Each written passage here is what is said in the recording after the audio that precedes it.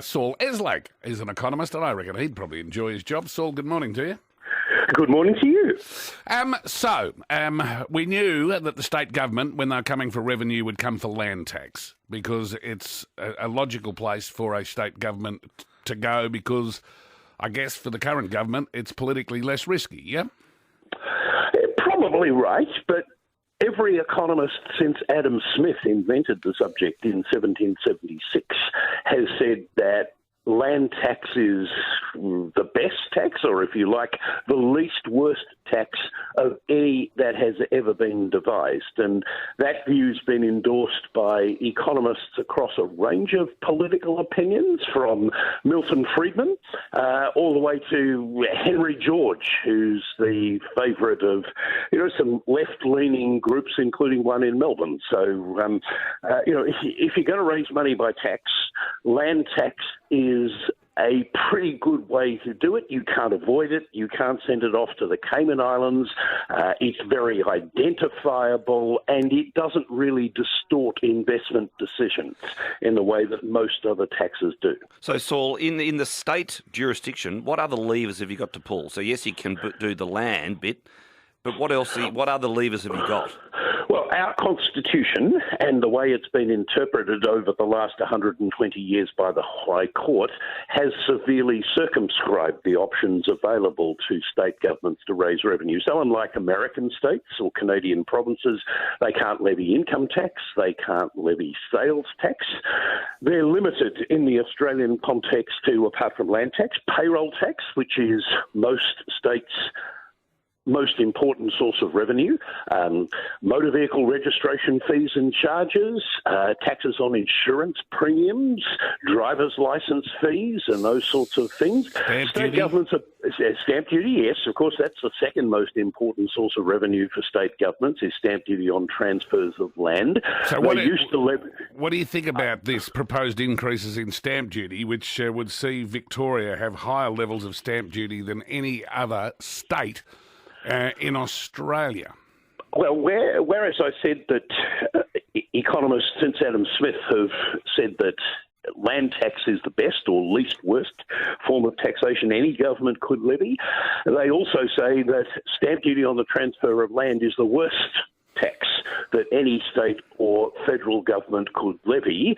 It has the most distorting impact on decisions of any tax that's levied by governments, federal, state or local. It has the greatest welfare cost, that is, costs borne by society, the economy as a whole, in addition to the cost of raising revenue. It has the greatest cost of any state tax, and it's a very unfair one in the state context, because as was well made by David Thodey, who used to be the CEO of Telstra, in a report that he did on state taxes for the New South Wales government last year, in talking about property tax in general, he said, why should someone who lives in the same home for 25 years make no contribution to the cost of providing police, schools, hospitals, roads, child protection, and the other services that we expect state governments to provide?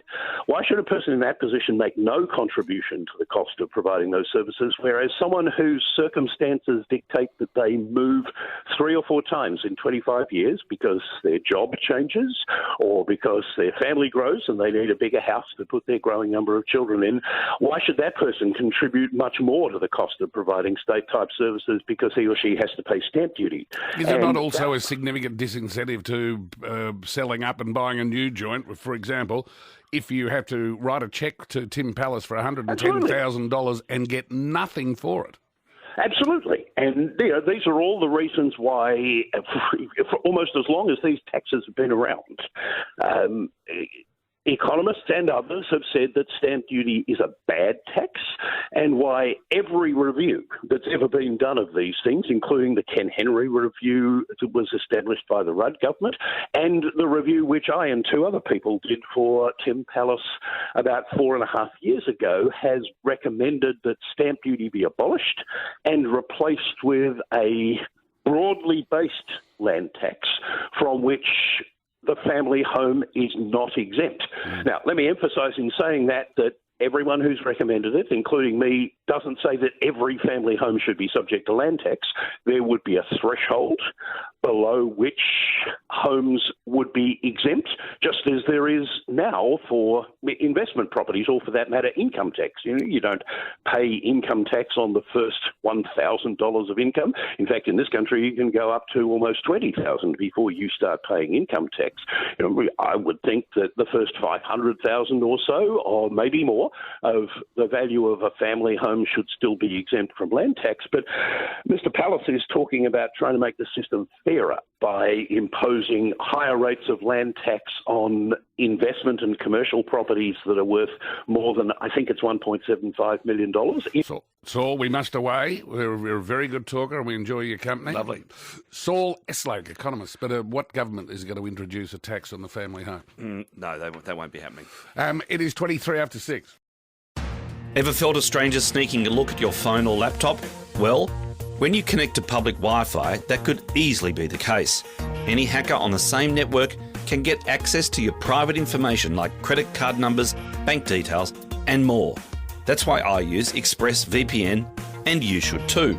ExpressVPN is an app that encrypts 100% of my network data and reroutes it through the same secure server. So my data and information stays private, whether I'm at home or on the go. And it couldn't be easier to use. Just tap one button on your devices, your phone, your laptop, smart TV, and that's it. So whether you're browsing, streaming content, shopping, or paying bills online, ExpressVPN is one of the easiest ways to protect your personal information. Just visit expressvpn.com/3AW breakfast and get an extra 3 months on a 1-year package. Conditions apply. That's expressvpn.com/3AW breakfast.